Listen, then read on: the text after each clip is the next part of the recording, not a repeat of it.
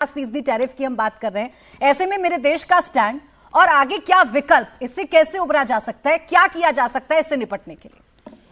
देखिए प्राची जी, इन दोनों ने अभी बहुत इस बात को बहसबाजी करी। शहजाद ने काफी सारे पॉइंट्स बोले, अपना सब जो सर ने भी अपना उसको तहसीम जी ने भी उसको तहसीम जी ने भी जो उसको नेगेट किया। आपने मुझसे पूछा कि आगे का क्या स्टैंड है।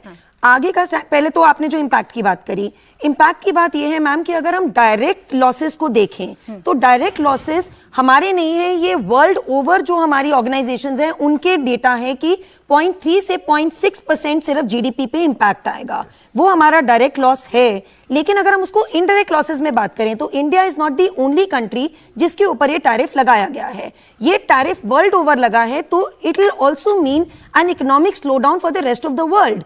ये बेसिकली टैरिफ पॉलिसी नहीं है, ये बेसिकली टेररिज्म पॉलिसी है। इकोनॉमिक टेररिज्म का दौर शुरू हो गया है, इकोनॉमिक अपार्थीड का दौर शुरू हो गया है। America first does not mean that the rest of the world last, और जिसमें इंडिया सबसे लास्ट। और इंडिया सबसे लास्ट की जो बात है मैम, इंडिया सबसे लास्ट, मुझे बड़ी आज की डेट में तो मुझे बड़ी हैरानी की बात होती है कि हम पक्ष विपक्ष कर क्यों रहे हैं। ये बोला गया कि मोदी मेड हेडेक है। हम क्या चाह रहे थे? मोदी मेड ह्यूमिलिएशन हो जाए, कि मोदी मेड ह्यूमिलिएशन हो जाता अगर हम रशिया से अपना ऑयल इंपोर्ट बंद कर देते, अगर हम इस चीज को मान जाते कि हाँ जी, ट्रंप जैसे कहते हैं कि इंडिया पाकिस्तान की लड़ाई ट्रंप ने रुकवाई है, तो अगर ये बात मान जाते तो टैरिफ नहीं लगता।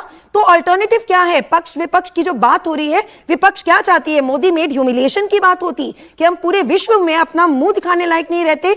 ये हमारी पॉलिसी नहीं है। हमारी पॉलिसी लॉन्ग टर्म पॉलिसी है, लॉन्ग टर्म थॉट प्रोसेस है। आज की डेट में मोदी जी बहुत ही सोच समझ के अपनी नीति लाएंगे, इकोनॉमिक नीति ला रहे हैं। ट्रेड वॉर से कभी किसी को फायदा नहीं हुआ है। आप चाहे इंडिविजुअल माइक्रो प्रोडक्ट्स उठा के देख लीजिए, मैक्रो इकोनॉमीज उठा के देख लीजिए, trade war is not the solution. Solution is the GST rationalisation regime जो मोदी जी ने अभी इंट्रोड्यूस की है।